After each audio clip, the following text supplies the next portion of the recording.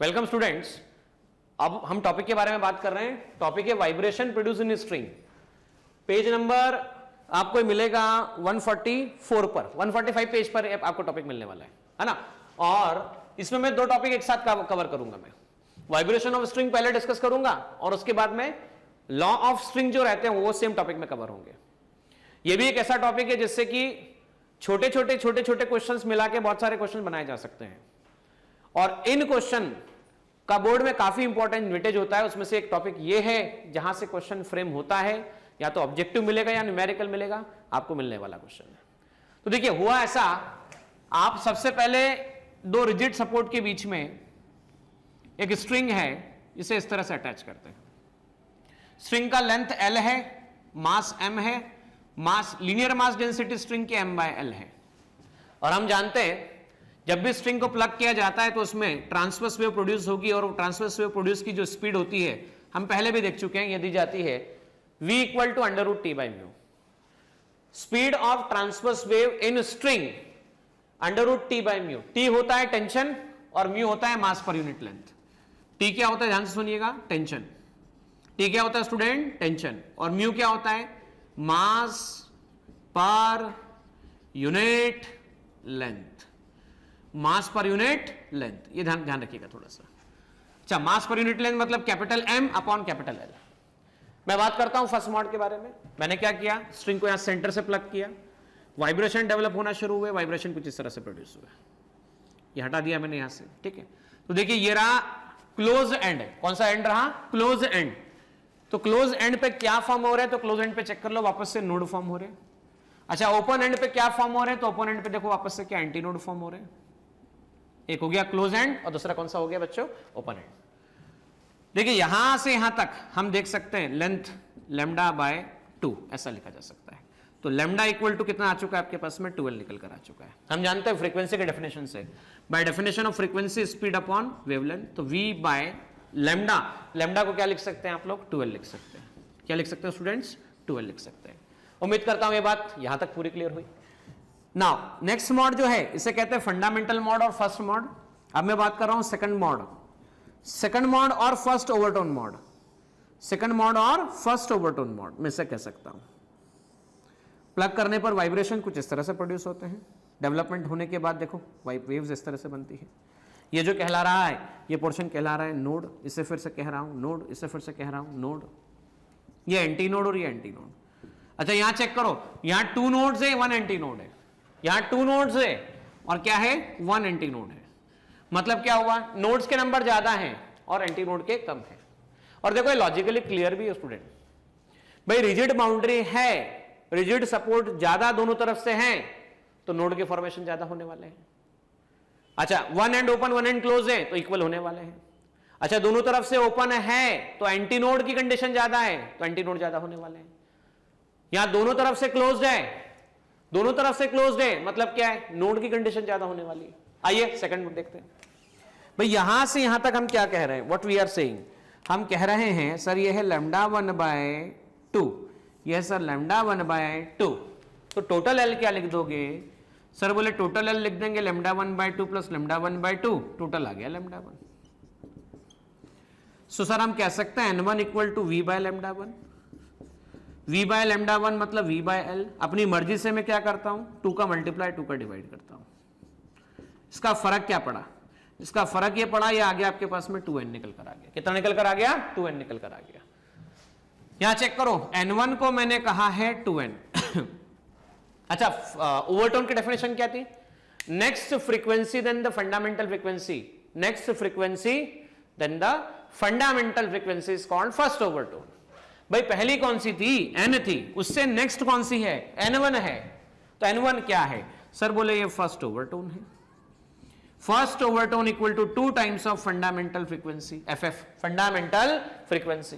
अच्छा first overtone second fundamental frequency. अब mode of vibration में एक और मॉड ऑफ वाइब्रेशन इंट्रोड्यूस होगा।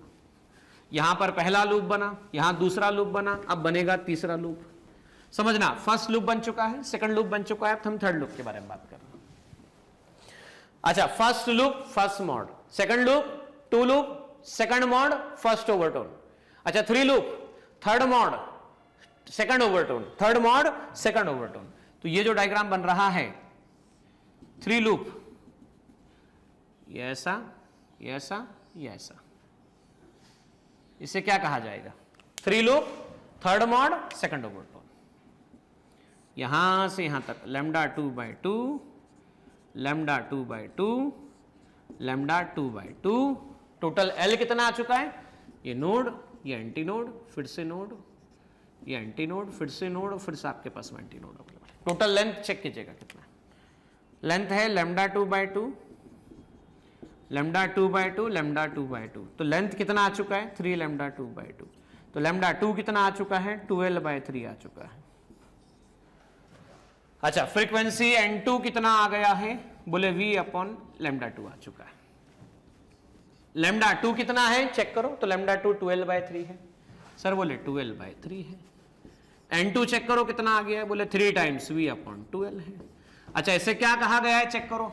First mode 0 overtone, second mode 2 loop first overtone, third mode 3 loop second overtone, second overtone, second overtone 3 into n, n मतलब fundamental frequency. तो हम ये कह सकते हैं second overtone third fundamental frequency. Pth overtone हम ये कह पाएंगे P+1 फंडामेंटल फ्रीक्वेंसी या हार्मोनिक। देखिए मैं कह चुका हूं जब भी ओवरटोन की frequency integral multiple of fundamental frequency होती है, फिर से रिपीट कर रहा हूं, जब भी ओवरटोन की frequency integral multiple of fundamental frequency होती है, इसे आप हार्मोनिक कहते हैं। क्या कहते हैं स्टूडेंट्स? हार्मोनिक कहते हैं। तो यहां पर हमने ये चेक कर लिया कि जब दोनों एंड क्लोज होते हैं तब उस केस में फर्स्ट मॉड का एक्सप्रेशन जो निकल कर आया है फ्रीक्वेंसी का, वो एक्सप्रेशन है V/12। सेकंड मॉड का एक्सप्रेशन निकलकर जो आया है वो है आपके पास में V/12 के प्लेस पे कितना लिख पाएंगे आप? यहां पर 2 टाइम्स ऑफ V/12 निकल कर आया है। जो नेक्स्ट आपके पास में निकल कर आया है वो कितना निकल कर आया है? तो वो निकल कर आया है 3 टाइम्स V/12 निकल कर आया है। ठीक है, तो पहला कौन सा? V/12, दूसरा कौन सा? 2/2V/12, तीसरा कौन सा? 3V/2L। तो अब हम कह सकते हैं फर्स्ट, सेकंड और थर्ड का रेशो ले लिया जाए, मतलब तो यह आएगा V/12 is to 2V/12 is to 3V/12। हर जगह से V/12 कैंसिल हुआ तो क्या निकल कर आता है चेक करो? 1:2:3। मतलब जब स्ट्रिंग का वाइब्रेशन होता है तब even frequency as well as odd frequency दोनों प्रेजेंट रहती है। Even frequency as well as odd frequency दोनों प्रेजेंट रहती है। आइएगा पहला देखते हैं हम लोग, V/12, 1/12 V को लिखा है आपने T/μ। V को कितना लिखा है बच्चों? T/μ, ऐसा लिखा जा सकता है। तो यहीं से टॉपिक की शुरुआत हो जाती है लॉ ऑफ स्ट्रिंग के बारे में। ठीक है, तो लॉ ऑफ स्ट्रिंग के टॉपिक की शुरुआत यहीं से होने वाली है 6.7.6। तो हम कह देते हैं कि जब आप स्ट्रिंग को अटैच करके रखते हैं, स्ट्रिंग को वाइब्रेट करते हैं, तो फंडामेंटल फ्रीक्वेंसी जो स्ट्रिंग की दी जाती है रिजिड सपोर्ट के बीच में, वो रिजिड सपोर्ट के बीच में फ्रीक्वेंसी है V/12। V को लिखा क्या गया है? √T/μ। अच्छा, म्यू क्या है? M/L है, मास पर यूनिट लेंथ है। थोड़ा सा मैं इसको मॉडिफाई करना सिखा रहा हूं बच्चों, आप देख लीजिए, उसके बाद आपको और ध्यान में आ जाएगा। T/μ है ना। अच्छा, वायर जो होता है, वायर किस तरह का होता है? बोले सर वायर होता है सिलिंड्रिकल स्ट्रक्चर का होता है, इसका लेंथ भी होता है, क्रॉस सेक्शनल एरिया भी होता है। सर लेंथ भी होता है, क्रॉस सेक्शनल एरिया भी होता है ना। लेंथ भी है, क्रॉस सेक्शनल एरिया भी है। Got it? अब बात ऐसी बच्चों, लेंथ भी है, क्रॉस सेक्शनल एरिया भी है, तो मैं चाहूं तो इसको डेंसिटी के फॉर्मेट में एक्सप्रेस कर सकता हूं। जैसे ये वायर है, सो अगर मैं कहता हूं कि लेंथ L है, मास M है, क्रॉस सेक्शनल एरिया A है, तो वायर की डेंसिटी अगर रो हो तो density equal to mass per unit volume. अच्छा, मास पर यूनिट वॉल्यूम, वॉल्यूम मतलब एरिया इनटू लेंथ, तो मास को लिखा जा सकता है ρAL, ऐसा लिखा जा सकता है। तो भाई अभी मैंने बताया आपको म्यू को क्या लिखते हैं? म्यू को लिखते हैं M/L। तो इसे क्या लिखते हैं? बोले TL/M। तो आप चाहें तो T/μ TL by m, L के प्लेस पे L, M के प्लेस पे रो A L, L से L कैंसिल, तो स्पीड को आप चाहें तो T by mu, TL by M, T by rho A, ऐसा भी लिख सकते हैं। अच्छा, क्रॉस सेक्शनल एरिया की बात बोली, मान लो रेडियस R है, तो क्रॉस सेक्शनल एरिया क्या लिखा जा सकता है? पाई आर स्क्वायर लिखा जा सकता है। क्या लिखा जा सकता है बच्चों? पाई आर स्क्वायर लिखा जा सकता है। अच्छा, पाई आर स्क्वायर लिखा आपने, तो इसको ऐसा भी लिख सकते हैं, T upon rho pi into r square. तो देखो, इससे आप ऐसा लिख सकते हैं 1 अपॉन आर स्क्वायर बाहर निकल गया, 1 अपॉन आर अंडर रूट कितना, T by row pi, T by रो पाई, इस तरह से भी लिखा जा सकता है। ठीक है स्टूडेंट्स, तो हम ये बात भी देखने वाले हैं, वी आर गोइंग टू सी। तो यहां पर आप चाहें तो इसी एक्सप्रेशन को मॉडिफाई करके लिख लीजिए 1 upon 2L under root T, ज्यादा काम का तो रो A वाला है, रो इंटू A। ये दो एक्सप्रेशन आपके काम आने वाले हैं। तो चलिए, लॉ ऑफ स्ट्रिंग, टॉपिक का नाम क्या है? Law of string. तो लॉ ऑफ स्ट्रिंग में पहला लॉ जो आता है वो आता है लॉ ऑफ लेंथ। क्या आता है बच्चों? Law of length. अच्छा, लॉ ऑफ लेंथ क्यों लिखा जाता है उसका कारण देखिए, हम यहां देख रहे हैं फ्रीक्वेंसी के इस एक्सप्रेशन में n इक्वल टू है 1 अपॉन 2L, अंडर रूट कितना है? T बाई म्यू है। अगर आप क्या क्या कांस्टेंट कर दें, T कांस्टेंट कर दें, म्यू कांस्टेंट कर दें, 2 तो कांस्टेंट है ही है, तो हम ये देख सकते हैं n inversely proportional to L बोला गया है। तो मैं ऐसा कह सकता हूं n equal to constant upon L कह सकता हूं। तो मैं ये भी कह सकता हूं NL equal to constant, NL equal to constant, ऐसा कह सकता हूं। N1 फ्रीक्वेंसी, L1 लेंथ पर N1 फ्रीक्वेंसी है, L1 लेंथ पर N1 फ्रीक्वेंसी है, तो L2 लेंथ पर N2 फ्रीक्वेंसी मिल सकती है और इसे कांस्टेंट कहा जा सकता है। तो आप इसे ऐसा कह सकते हैं N2 by N1, N2 by N1 equal to L1 by L2, इसे कहते हैं law of length. Law of length के मुताबिक स्ट्रिंग की frequency inversely proportional to length होती है, स्ट्रिंग की frequency inversely proportional to length होती है।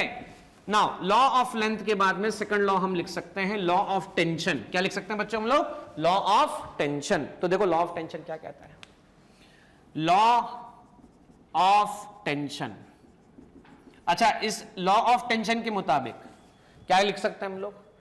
भैया फ्रीक्वेंसी का बेसिक एक्सप्रेशन चेक करो क्या अवेलेबल है। सर बोले वो है 1 upon 2L under root T by mu.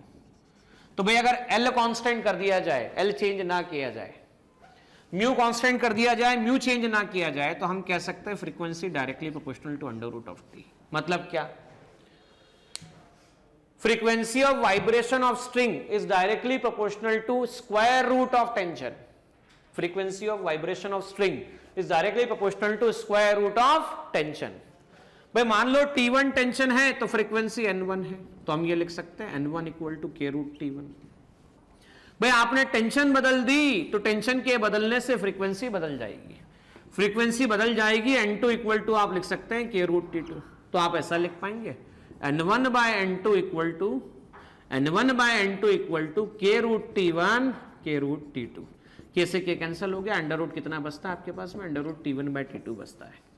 ये आ चुका है law of tension, law of tension. Now law of tension के बाद नेक्स्ट लॉ हम कह सकते हैं law of mass per unit length, law of linear mass density भी कहते हैं इसे। लॉ ऑफ, देखो ध्यान से बच्चों, law of mass per unit length, जिसे एक और नाम दिया गया है law of linear mass density. क्या कहते हैं? Linear mass density, law of linear mass density. ठीक है, ऐसा कह सकते हैं। अच्छा, इसके मुताबिक क्या? भाई फ्रीक्वेंसी का एक्सप्रेशन चेक करो, 1 अपॉन 2L अंडर रूट कितना है? T by mu. अच्छा, किसी एक्सपेरिमेंट में अगर आपने टेंशन और लेंथ को कांस्टेंट कर दिया, भाई लेंथ भी कांस्टेंट, टेंशन भी कांस्टेंट, तो n inversely proportional to root mu आता है, रूट म्यू आता है, बराबर। तो हम ये कहते हैं frequency of vibration of string is inversely proportional to, वापस सुनना, frequency of vibration of string is inversely proportional to square root of linear mass density, square root of linear mass density, इसे ऐसा लिखा जा सकता है। अच्छा, तो म्यू को आप चाहें तो क्या लिख पा रहे हैं? म्यू को आप चाहें तो आप लिख पा रहे हैं रो ए। क्या लिख पा रहे हैं बच्चों? रो ए लिख पा रहे हैं, ठीक है ना। तो हम चाहें तो इसे ऐसा भी लिख सकते हैं, frequency of vibration is inversely proportional to square root of density into area, density into area, ऐसा भी लिख सकते हैं। अच्छा देखिए, फॉर μ1 लीनियर मास डेंसिटी के लिए फ्रीक्वेंसी n1 है, μ2 लीनियर मास डेंसिटी के लिए फ्रीक्वेंसी कितनी है? n2 है। तो मैं कह सकता हूं n1 इक्वल टू, या n इक्वल टू मैं सिंपल कह सकता हूं बच्चों, n equal to k upon root mu. So n into root mu equal to constant लिखा जा सकता है, लिखा जा सकता है n into root mu equal to constant. जैसे n into root mu equal to constant लिखा तो आप लिख पाएंगे n1 root mu 1 n2 root mu 2 that is equal to constant. n1 by n2 equal to root mu 2 by mu 1 that is equal to constant. इसे ऐसा लिखा जा सकता है, ठीक है स्टूडेंट्स, ऐसा लिखा जा सकता है। Okay, got the point. अब लीनियर मास डेंसिटी को हम एरिया के टर्म में एक्सप्रेस कर सकते हैं, डेंसिटी कांस्टेंट मानते हैं अगर हम, ठीक है, और रेडियस चेंज कर देते हैं। मतलब सर क्या मतलब? क्या भाई, मैंने क्या किया, वाइब्रेशन स्ट्रिंग का सबसे पहले लीनियर मास डेंसिटी μ1 लिया था, मास पर यूनिट लेंथ। मैंने वायर का लेंथ वही रखा, लेकिन मैंने मटेरियल बदल दिया। मैंने क्या बदल दिया? मटेरियल बदल दिया। मान लो पहले स्टील लिया, बाद में आयरन ले लिया, ऐसा समझ के चलो समझाने के लिए। तो अब μ2 आ गया, μ2 चेंज हुआ तो n2 बदल जाएगा। अब मैं क्या कर रहा हूं? अब मैं कर रहा हूं कि मैं दो स्ट्रिंग ले रहा हूं, I am taking two string, ठीक है, दोनों की लेंथ सेम रख रहा हूं। दो एक्सपेरिमेंट ऐसे कर रहा हूं, दोनों की लेंथ सेम रख रहा हूं। एक मोटा ले रहा हूं और एक पतला ले रहा हूं। एक का क्रॉस सेक्शनल एरिया A1 ले रहा हूं, एक का क्रॉस सेक्शनल एरिया A2 ले रहा हूं। रेडियस R1, एक का रेडियस R2 ले रहा हूं। दोनों क्या है? दोनों मान लो स्टील के बने हुए। अच्छा, दोनों मैंने स्टील के ले लिए, मतलब दोनों की डेंसिटी सेम ले ली, दोनों पे सेम टेंशन अप्लाई किया। दोनों पे क्या अप्लाई किया? सेम टेंशन अप्लाई किया। तो देखो डेंसिटी भी सेम हो गई। तो मैं कह सकता हूं n inversely proportional to root A. मैं ऐसा भी कह सकता हूं n equal to k by root A. तो मैं ऐसा कह सकता हूं n root a equal to constant, n root a equal to constant. तो भाई यहां से लिखा जा सकता है कि A1 के लिए फ्रीक्वेंसी मान लो n1 है, A2 के लिए फ्रीक्वेंसी मान लो n2 है। तो n root a equal to constant, so n1 root a1, n2 root a2 that is equal to constant. n1 root a1, n2 root a2 that is equal to constant. अच्छा, n1 root a1 मतलब क्या? पाई r1 square. n2 root a2 मतलब क्या? Pi r2 square equal to constant. अच्छा, pi constant होता है, variable होता है? बताओ स्टूडेंट, पाई कांस्टेंट होता है, वेरिएबल होता है? बोले सर पाई कांस्टेंट होता है। पाई क्या होता है? कांस्टेंट होता है। अच्छा, पाई कांस्टेंट होता है तो क्या लिख सकते हैं? कांस्टेंट को रहने दीजिए, या ऐसा लिख दीजिए n1 r1 root pi equal to n2 r2 root pi equal to constant. Sir ऐसा कैसे? r1 स्क्वायर रूट से बाहर आएगा तो r1 आ जाएगा, r2 स्क्वायर रूट से बाहर आएगा r2 आ जाएगा, रूट पाई से रूट पाई कैंसिल होगा, आप कह पाएंगे n1 r1 equal to n2 r2 equal to constant. मतलब आप सीधा लिख सकते हैं n1 upon n2 equal to r2 upon r1, यहां पे ऐसा भी लिख सकते हैं frequency is inversely proportional to radius. मतलब ये कह लिया भाई, स्टील के दो वायर ले लिए, स्टील के दो वायर ले लिए, एक मोटा लिया एक पतला लिया, तो ज्यादा फ्रीक्वेंसी किस में आएगी? तो देखो पतले में आएगी।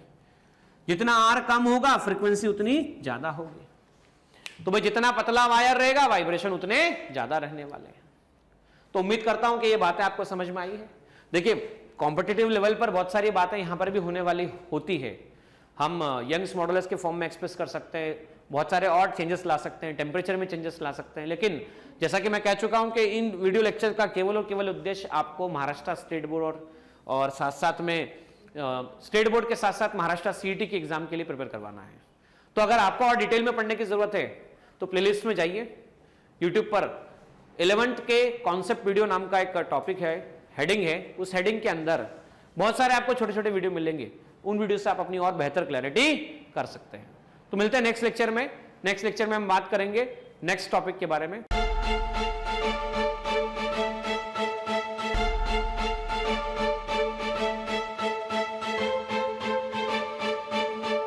पुरोहित अकॅडमी, मेन ब्रांच, प्रभात चौक, MJ कॉलेज रोड, लोकमान्य हॉस्पिटलच्या बाजूला, जळगाव आणि पांडे क्लासेस जवळ, बंधन बँके शेजारी, ट्रॅफिक गार्डनच्या समोर, जळगाव.